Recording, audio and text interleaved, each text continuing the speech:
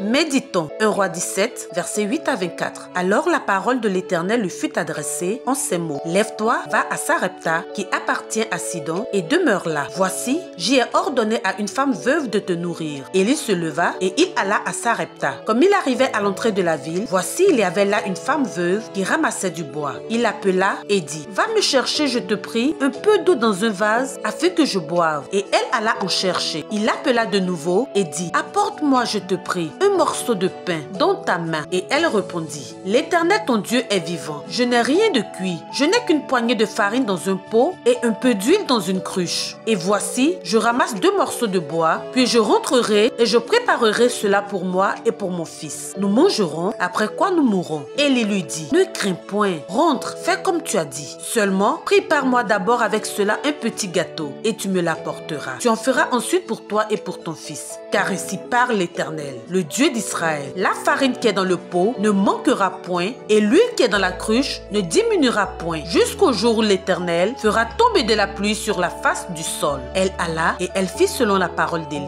Et pendant longtemps, elle eut de quoi manger, elle et sa famille, aussi bien qu'Élie. La farine qui était dans le pot ne manqua point et l'huile qui était dans la cruche ne diminua point, selon la parole que l'Éternel avait prononcée par Élie. À retenir, devant les crises les plus graves de notre vie, si nous n'hésitons pas à servir en premier notre Dieu, des témoignages extraordinaires seront notre quotidien, au milieu même de l'adversité. Dans les pays désertiques, l'eau est essentielle. Avoir des puits est une richesse, surtout en temps de famine. Malgré cet état, cette veuve lui donne à manger et à boire. Aujourd'hui, beaucoup de personnes sont en manque. Affection, un toit, etc.